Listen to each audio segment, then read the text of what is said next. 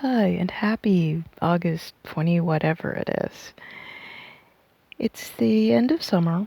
School's starting for a lot of people, so I thought today we'd do a look at the year ahead, and then again just revisit the year ahead layout.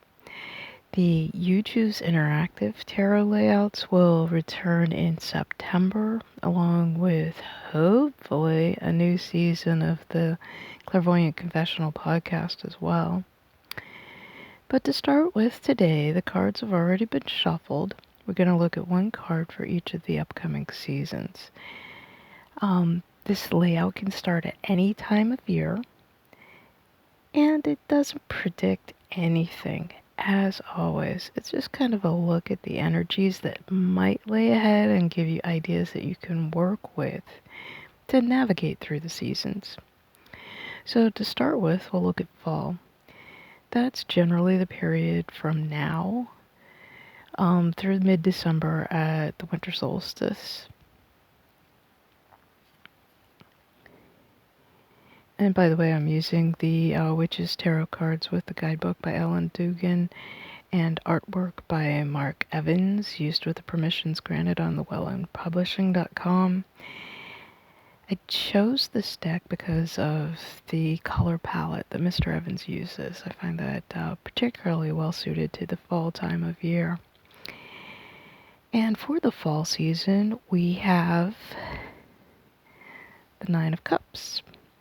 I see this card a lot this time of year, particularly during Halloween, Thanksgiving, the fall festival sort of season, because that's exactly what this card tends to symbolize.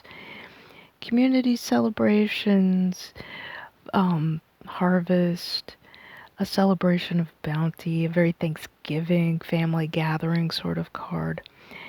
Cups, being associated with the element of water, is in the more contemporary sense associated with our inner circle relationships as well. So again, inner circle, not necessarily limited to romance, even though it can be associated with that kind of energy in readings. In this particular card, it's more like closest family, closest friends, the intimate circle that you usually celebrate with in the fall, Halloween, Thanksgiving, Christmas, that sort of thing. Whatever holiday you celebrate. So that kind of energy is going to be dominant. It feels like there's going to be a resurgence of that kind of intimacy, relationship connections, appreciation of the people that we haven't seen in a while, appreciation for people that are closest to us, and the emotional connection. Cups tend to have that connotation of emotions and intuition and all those things that do harken back to the symbolism of the element of water. So if there's any advice here, it's like, don't sweat the physical things. Focus on emotions, relationships, appreciating people, connecting with people. Enjoy the holidays. They're coming. The hot weather will finally break eventually. Do all you can to help that along. Climate change ranting inserted here. But, yeah, it's all about people and relationships, reestablishing school relationships in particular, since we're kind of focusing on that topic. So look to that during the fall. Winter is the period of time from the winter solstice in December through March. Give or take a little. The energies aren't like specifically, it's changing. It's not like throwing a light switch. It's more like ebb, flow, currents, eddies. Think of river sort of images, especially since we're going right back to the cups. Suit of cards, again, water images. The Two of Cups, in particular, is the card you want to see if you're looking for that special someone. This is the card of handfasting, marriages, long-term committed relationships, regardless of any official status or ceremony. This is about the deep one-to-one connection rather than a close community or family connection. This will be a good time for developing those kind of relationships. I hear the word warren, almost like bears in a den, a very close, connected, cocooning, snug up for the winter together sort of energy. I don't know that this has anything to do with world events, but I know there has been concerns of lockdowns and quarantines and all those sort of things.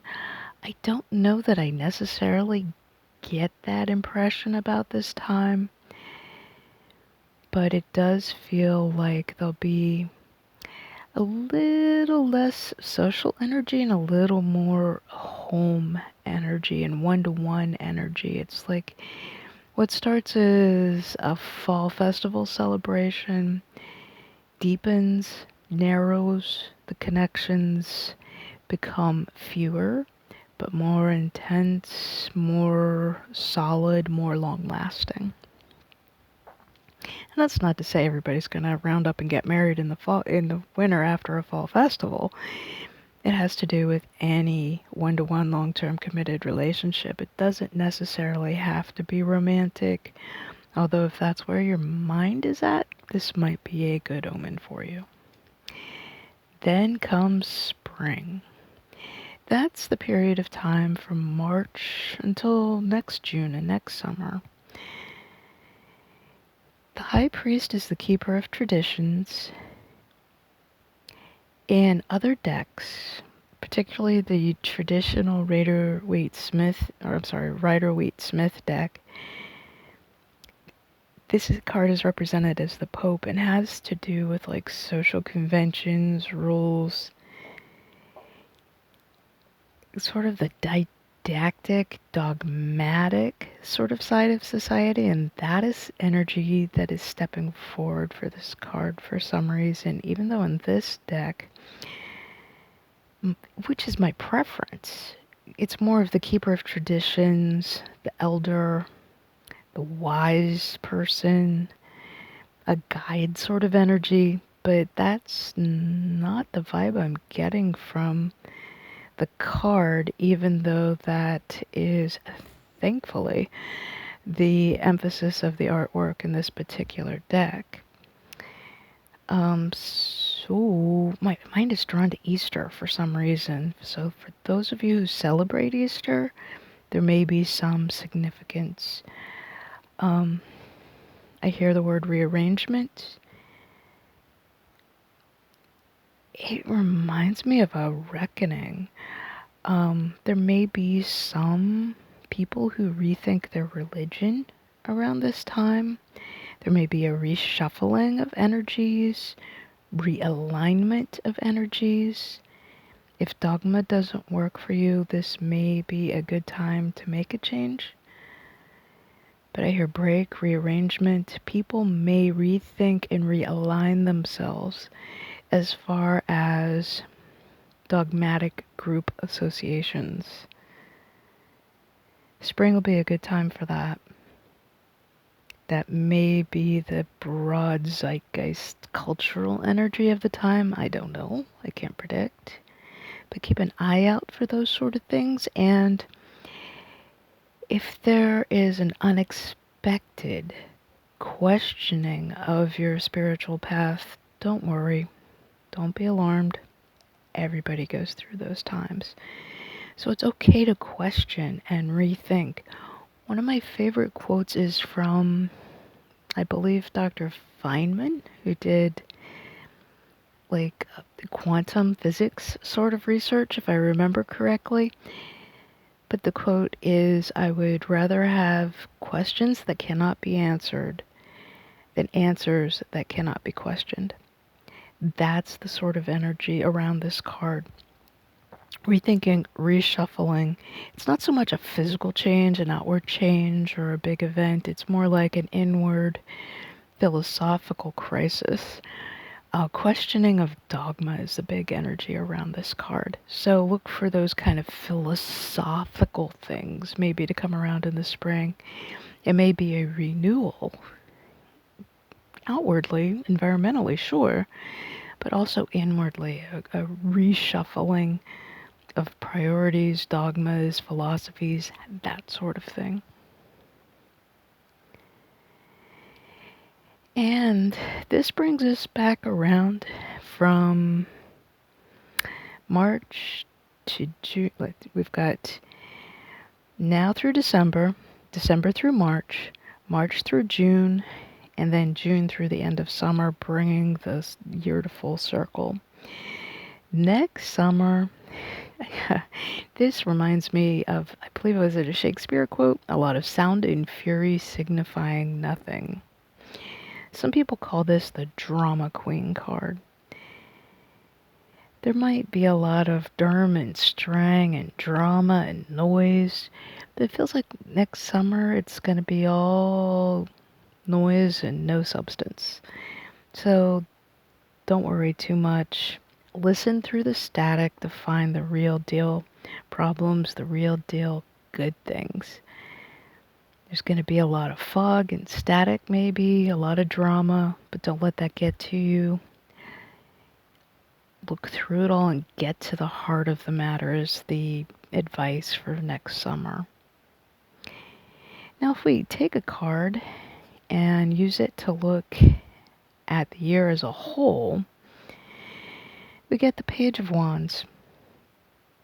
We're going to learn some stuff, be it about our community, be it about how much holidays and celebrations and our close circle of friends really mean to us.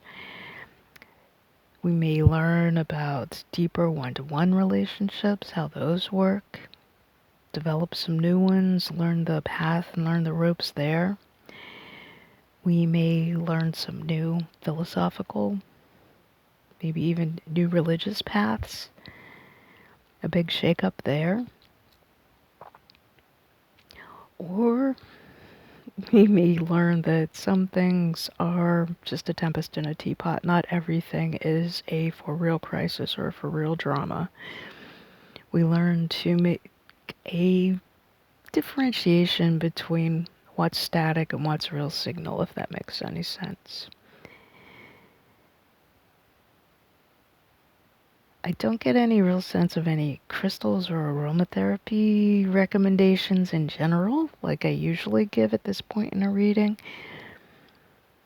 That part doesn't translate well to a general audience reading like this one. It's more individual, more personal energy, so that sort of recommendation does not come through in a general all-purpose YouTube blog podcast kind of reading like this.